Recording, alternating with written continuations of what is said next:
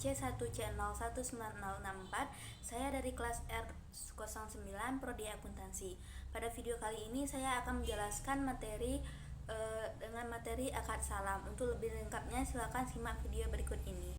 Adapun pokok pembahasan yang akan saya bahas pada materi ini, yang pertama adalah pengertian akad salam, yang kedua jenis akad salam, yang ketiga dasar syariah akad salam, dan yang terakhir perlakuan akuntansi PSAK 103. Pengertian akad salam. Salam berasal dari kata as-salam yang artinya pendahuluan karena pemesanan barang, penyerahan uang di muka.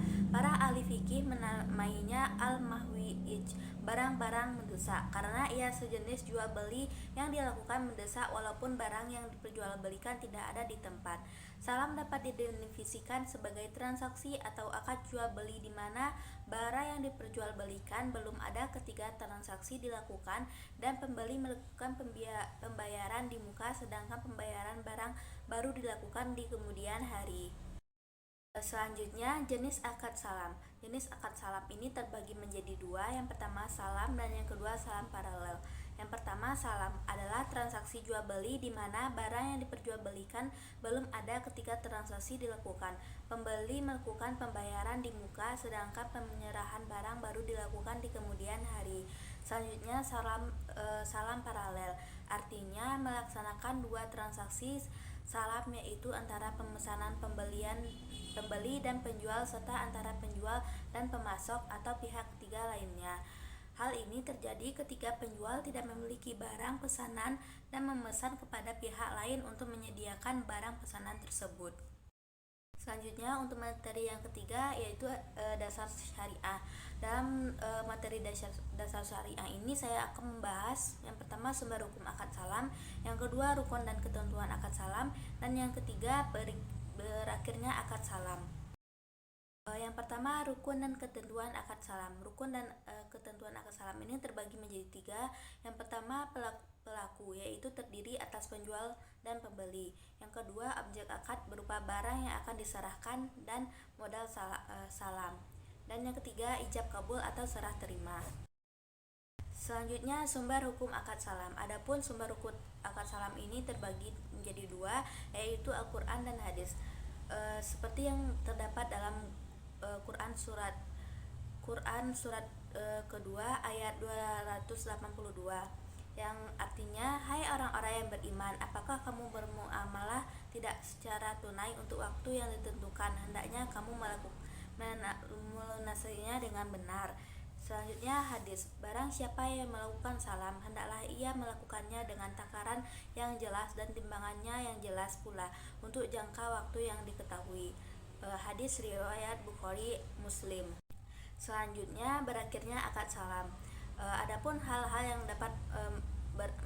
yang dapat menyebabkan berakhirnya akad salam, yang pertama yaitu barang yang dipesan tidak ada waktu yang ditentukan.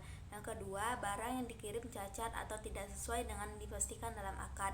Yang ketiga, barang yang dikirim kualitasnya lebih rendah dan pembeli memiliki untuk menolak atau membatalkan akad. Dan yang keempat, barang yang diterima kualitasnya tidak sesuai dengan akad tetapi pembeli menerimanya.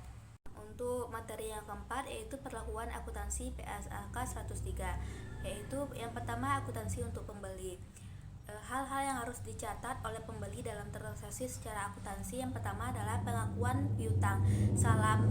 Piutang salam diakui pada saat modal usaha salam dibayar atau dialihkan kepada penjual. Modal usaha salam disajikan sebagai piutang salam. Yang kedua, pengukuran modal usaha salam. Modal salam dalam bentuk kas diakui sebagai jumlah yang dibayarkan. Yang ketiga, penerimaan barang pesanan. Pertama, jika barang pesanan sesuai dengan akad, maka nilai sesuai dengan nilai yang disepakati.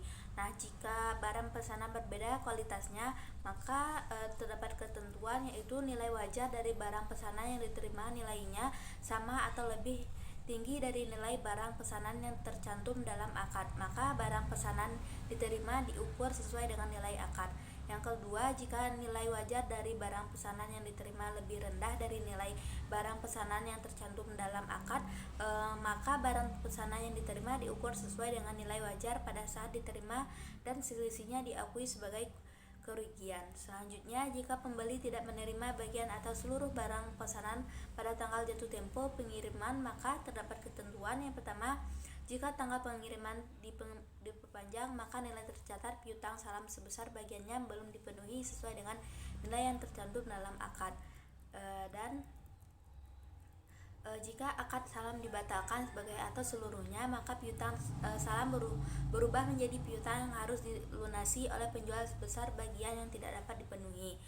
Yang ketiga, jika akad salam dibatalkan sebagai atau seluruhnya dan pembeli mempunyai jaminan atas barang pesanan serta hasil penjualan jaminan tersebut lebih kecil dari nilai piutang salam, maka selisih antara nilai tercatat piutang salam dan hasil penjualan jaminan tersebut diakui sebagai piutang kepada penjual.